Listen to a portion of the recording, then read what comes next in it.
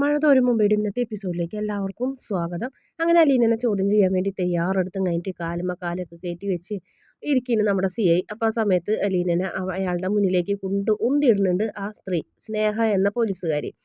അങ്ങനത്തെ എന്താണ് നിന്റെ തീരുമാനം? നീ പരാതി എഴുതി തരാൻ തയ്യാറാണോ എന്ന് ചോദിക്കും. അപ്പം ഇല്ല എന്ന് പറയും.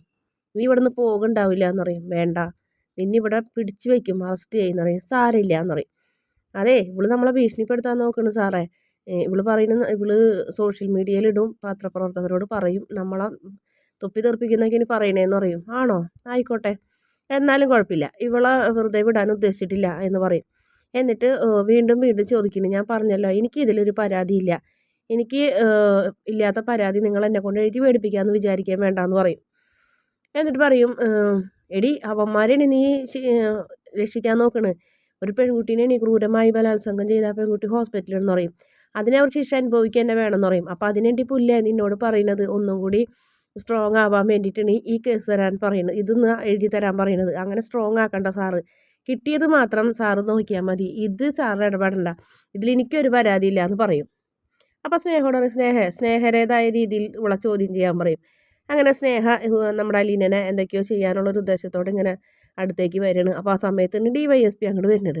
പോലീസുകാരനെ മേലുദ്യോഗസ്ഥനെ കണ്ടപ്പോൾ പെട്ടെന്ന് എല്ലാവരും ചാടി എഴുന്നേൽക്കുന്നുണ്ട്. രമേശൻ നമ്പ്യാർ എന്തേടോ എന്ന് ചോദിക്കുമ്പോൾ വേഗം നമ്പ്യാർ വരും. അപ്പോൾ സല്യൂട്ടൊക്കെ അടിക്കും.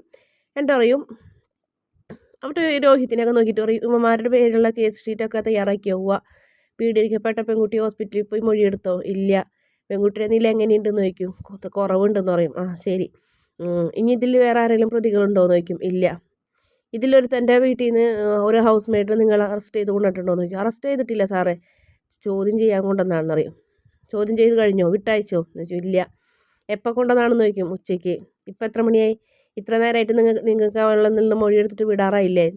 അവൾക്ക് ഇതിൽ ചെറിയൊരു പങ്കുണ്ടോ എന്നൊരു സംശയം, അതുകൊണ്ട് എന്ന് പറയും. അതുകൊണ്ട് മുകളിലാണ് ക്വസ്റ്റ്യൻ ചെയ്യാൻ കൊണ്ടുപോയേക്കണം. മുകളിലോ? അത് ക്രിമിനൽസുകളെ കൊണ്ടുപോയി ക്രൂരമായി പീഡിപ്പിക്കുന്ന റൂമല്ലേടാ, അവിടെ അല്ലേടോ, അവിടേക്ക് എന്തിനാടോ താൻ ആ പെൺകുട്ടിയെ കൊണ്ടുപോയെന്ന് ചോദിക്കും.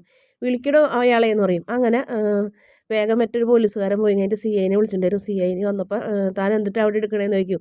ചോദ്യം ചെയ്യായിരുന്നു സാറേ. താൻ ഒറ്റയ്ക്കോ? ഞാനും അതല്ല, സ്നേഹി ഉണ്ടായിരുന്നു പോലീസുകാരി എന്ന് പറയും. ആ, എന്നിട്ട് ചോദ്യം ചെയ്തിട്ട് വ്യക്തമായിട്ട് അവൾ വല്ല തെറ്റും ചെയ്തിട്ടുണ്ടോ എന്ന് ചോദിക്കും. തെറ്റൊന്നും ചെയ്തിട്ടില്ല സാറേ, അതിൽ ഇവന്മാരിൽ 2 പേര് അവൾക്ക് മയക്കുമരുന്ന് കൊടുത്ത് പീഡിപ്പിക്കാൻ ശ്രമിച്ചിട്ടുണ്ട്, അവളെ റേപ്പ് ചെയ്യാൻ ശ്രമിച്ചിട്ടുണ്ട്. അതിനൊരു പരാതി എഴുതി മേടിക്കാൻ നോക്കണമെന്ന് പറയും. എന്നിട്ട് എഴുതി കിട്ടിയോന്ന് പറയും. തരുന്നില്ല എന്ന് പറയും. ശരി, ഞാൻ പോയി നോക്കട്ടെ എന്ന് പറയും. അങ്ങനെ അയാൾ പോയി അവിടെ ചെന്ന് നോക്കും. അവിടെ ചെല്ലുമ്പോഴത്തേനും സ്നേഹ അലീനനെ ഉപദ്രവിക്കാനുള്ള തയ്യാറെടുപ്പൊക്കെ ആയിട്ട് നിൽക്കണം. അപ്പോൾ അവിടെ കൊണ്ട് ചോദിക്കും, എന്താ ഇവിടെ എന്ന് ചോദിക്കും. സാറേ, ഞങ്ങൾ മൊഴിയെടുക്കാൻ വന്നാണ്. എന്തിന് മൊഴിയെടുക്കണേ? ഈ കുട്ടിനെ കൊണ്ടൊരു പരാതി എഴുതി മേടിപ്പിക്കാൻ എഴുതി തന്നോന്ന് ചോദിക്കും. ഇല്ല എന്ന് പറയും. ഈ മുറിയിലിട്ടിട്ടാണോ പരാതി എഴുതി മേടിക്കുന്നത്? ഇതെന്തിനുള്ള മുറിയാണെന്ന് നിങ്ങൾക്ക് അറിഞ്ഞൂടെ എന്നൊക്കെ ചോദിക്കും. താഴത്തേക്ക് ഇറങ്ങി വന്നു പറയും. അലീനനെയും കൊണ്ട് അങ്ങനെ അവർ താഴത്തേക്ക് ഇറങ്ങി വരും. അപ്പോൾ അവിടെ വന്നിട്ട് അലീനനോട് ചോദിക്കും, നിങ്ങളിതിൽ ഈ കാര്യത്തിൽ നിങ്ങൾ എന്തെങ്കിലും തെറ്റ് ചെയ്തിട്ടുണ്ടോ എന്ന് ചോദിക്കും. ഇല്ല സാറെന്ന് പറയും. ഞാനൊന്നും തെറ്റും ചെയ്തിട്ടില്ല, പിന്നെ എന്തിനാണ് ഇവർ നിങ്ങളിവിടെ പിടിച്ചുകൊണ്ടോ നിൽക്കണമെന്ന് ചോദിക്കും. ഞാൻ ഇവർക്കൊരു എന്നോടൊരു പരാതി എഴുതി കൊടുക്കാൻ പറയും. എനിക്കൊരു പരാതിയില്ല സാറേ, അതുകൊണ്ടാണെന്ന് പറയും. ഇവർ നിന്നെ റേപ്പ് ചെയ്യാൻ ശ്രമിച്ചതല്ലേ, പിന്നെ എന്തുകൊണ്ട് നിനക്കൊരു പരാതി എഴുതി കൊടുത്തുവിടാന്ന് പറയും. അതൊക്കെ കഴിഞ്ഞതാണ് മാസങ്ങൾക്ക് മുന്നേ, അതിനുള്ള ശിക്ഷ അവരുടെ 2 വീട്ടുകാരും കൊടുത്തു. പിന്നെ നീ എന്തിനാ അവർക്ക് മാപ്പ് കൊടുത്തതെന്ന് ചോദിക്കും. കോളേജിൽ പഠിക്കുന്ന 2 ചെറുപ്പക്കാരല്ലേ സാറേ, അതുകൊണ്ടാണ് ഞാൻ മാപ്പ് കൊടുത്തത്. പോലീസും കേസും ജയിലായി അവരുടെ ജീവിതം തകരണ്ടാന്ന് വിചാരിച്ചിട്ട് ഞാനത് ചെയ്തതാണ്. ഇപ്പം അത് തെറ്റായിപ്പോയി എന്ന് എനിക്ക് മനസ്സിലായി എന്ന് പറയും. അന്ന് നീ അത് പരാതി തന്നിരുന്നെങ്കിൽ ഇന്ന് ഈ അവസ്ഥ പെൺകുട്ടിക്ക് വരുമായിരുന്നു എന്ന് ചോദിച്ചപ്പോൾ ഇല്ല സാറേ, അതിലെനിക്ക് നല്ല വിഷമമുണ്ടെന്ന് പറയും. ശരി, എന്നിട്ട് രമേശൻ നമ്പ്യാരോടും അതുപോലെ തന്നെ ഈ CIയോടും ചോദിക്കുന്നുണ്ട്, ഒരു പെൺകുട്ടീനെ പിടിച്ചുകൊണ്ട് വന്നിട്ട് അത്യാവശ്യം ചോദ്യങ്ങൾ ചോദിച്ച് പറഞ്ഞയക്കേണ്ടതിന് പകരം നിങ്ങൾ ഇവിടെ ഇട്ടുങ്ങായിട്ട് എന്തിട്ട് നിങ്ങൾ ചെയ്യുന്നത്? നിങ്ങളുടെ സ്വഭാവം ഇവിടെ എടുക്കരുതിട്ടാന്നൊക്കെ പറയും. എന്നിട്ട് പറയും, CIനെ മാറ്റി നിർത്തി കൊണ്ടുപോയിട്ട് പറയും, അതേ താൻ വിചാരിക്കുന്ന പോലത്തെ ഒരു പെൺകുട്ടിയല്ല അത് അവൾ വെറും ഹൗസ് മെയ്ഡല്ല, അവളുടെ പിന്നെ നല്ല ബലമായ ആൾക്കാരുണ്ട്, അതുകൊണ്ടാണ് ഞാനിവിടെ എത്തിയത്, മനസ്സിലായാന്ന് പറയും. എന്നിട്ട് അലീനോട് പറയും, ഈ പെൺകുട്ടി അലീനൻ്റെ മുഖത്ത് നോക്കിയിട്ട് പറയും, ഈ പെൺകുട്ടി നിങ്ങളുടെ പേരിലൊരു പരാതി, നിങ്ങൾ പീഡിപ്പിക്കാൻ ശ്രമിച്ചെന്ന് പറഞ്ഞാൽ നാളെ ഒരു പരാതി അത് നിങ്ങളെ 2 തൊപ്പി പോകുമെന്ന് പറയും. രമേശൻ നമ്പ്യാർ കൈ കഴിയും. രമേശൻ നമ്പ്യാർ പറയും, പൊന്ന് സാറേ, ഞാനതിലൊന്നിലില്ല, ഞാൻ മുകളിലേക്ക് കൊണ്ടുപോയി ചോദ്യം ചെയ്യാനൊന്നും ഞാൻ പറഞ്ഞിട്ടില്ല, ഞാനിതിലില്ല എന്ന് പറയും. അങ്ങനെ അയാൾ കൈ ഒഴിയും. അങ്ങനെ CIയോട് ചോദിക്കും, ആവശ്യമില്ലാത്ത പരിപാടിക്ക് നിൽക്കരുതിട്ടാന്ന് പറയും. സാറേ ഞാൻ ഈ രാവിലെ തന്നെ ഉച്ചയ്ക്ക് കൊണ്ടുവന്നതാണ്. ഈ നേരമായിട്ട് എനിക്കൊരു തുള്ളി വെള്ളം പോലും തന്നിട്ടില്ല. ഞാൻ രാവിലെ പോലും ഒന്നും കഴിക്കാണ്ട് വന്നതാണ്. എന്നിട്ടും എന്നെ ഇവരെന്തൊക്കെയാണ് ചെയ്തതെന്ന് അറിയുമോയെന്നറിയും. ക്രൂരമായാണ് എന്നെ ഇവർ ചോദ്യങ്ങൾ ചോദിച്ച അസഭ്യമായ വാക്കുകളൊക്കെയാണ് എന്നോട് പറഞ്ഞത്. അത് എന്ത് പറഞ്ഞെന്ന് പറയും. അതൊന്നും ഇവിടെ പറയാൻ പറ്റില്ല സാറേ, പുറത്ത് പറയാൻ പറ്റാത്തതാണെന്ന് പറയും. അപ്പോൾ CIനെ അങ്ങനെ കണ്ണുറപ്പിച്ച് നോക്കുന്നുണ്ട് DYSP.